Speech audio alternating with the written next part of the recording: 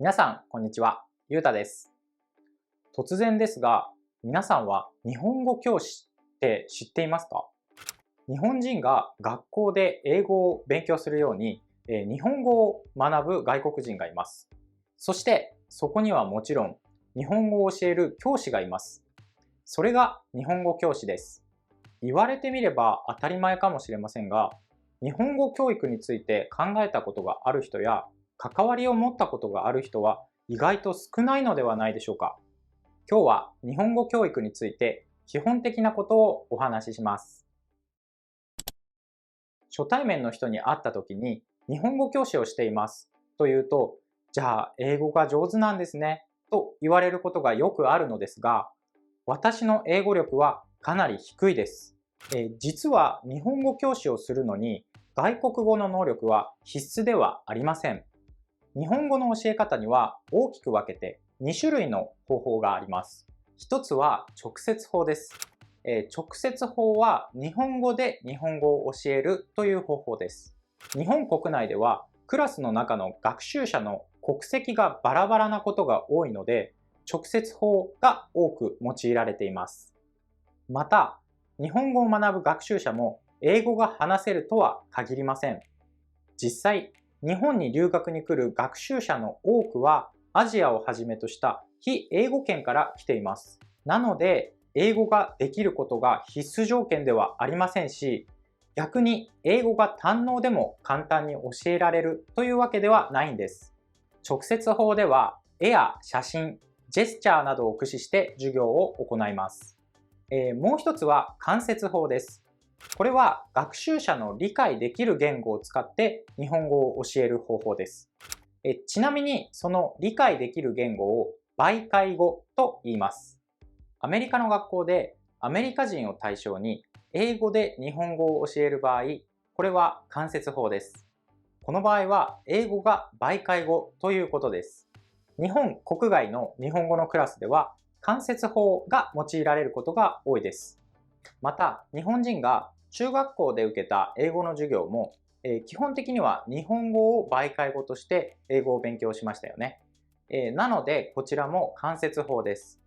直接法と間接法に関しては、それぞれメリットとデメリットがあるので、学習環境に合わせて選択されます。次に、日本語教育と国語教育の違いについてお話しします。日本語教育というのは、日本語を母語としない人を対象に、外国語として日本語を教えることを言います。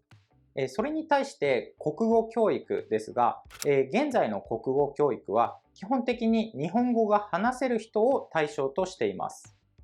小学校や中学校で勉強する国語の教科のことです。教授内容に関してですが、国語教育は品詞や漢字、敬語などの言語も扱いますが、文学の比重が大きいです。現代文や古典、それから中国の古典などですね。文学作品の読解等を通して、子どもが大人になる過程で身につけるべき思考力、表現力等の養成も狙っています。日本語教育は言語を教えます。学習者は子どもとは限りません。むしろある程度年を重ねている人が多いので、先ほどの国語教育の狙いとは異なります。資格についても違いがあって、小学校や中学校の国語の教員の資格と日本語教師の資格は基本的に異なります。詳しくはまた別の動画でお話しします。皆さんはどのくらいの国や地域で日本語教育が行われていると思いますか？なんと世界で142の国、地域で日本語教育が行われているんです。では、海外の日本語教育と日本国内の日本語教育の現状を比べてみましょう。海外には約1万8000の日本語教育機関があり、日本語教師は約7万7000人、日本語学習者は約380万人います。対して国内には約2500の日本語教育機関があり、日本語教師は約4万6000人、日本語学習者は約27万8000人います。では実際に日本語を教える現場には主にどんなものがあるのかご紹介します。まず日本語学校です。これは日本語を勉強するための学校ですね。国内、国外ともに存在します。そして小学校、中学校などのいわゆる学校があります。日本人が学校で英語を勉強していた感じです。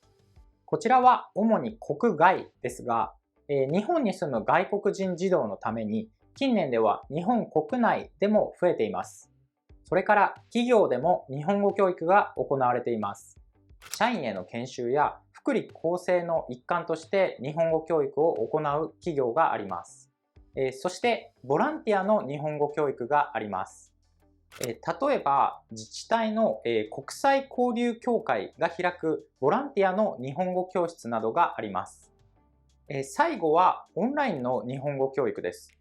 こちらは新型コロナウイルスの影響もあって今とても増えてきています。個人でのプライベートレッスンや、学校がオンラインのコースを運営しているものなどいろいろなパターンがあります。こちらも国内、国外ともに行われています。今回は日本語教育について基本的なところをお話ししました。直接法と間接法の違い、日本語教育と国語教育の違い、それから国外と国内の日本語教育についてお話ししました。この動画を見て少しでも日本語教育に興味を持ってもらえたら嬉しいです。この動画が役に立った、面白かったと思ったら、LIKE、コメント、シェア、チャンネル登録よろしくお願いします。ではまた次の動画でお会いしましょう。バイバイ。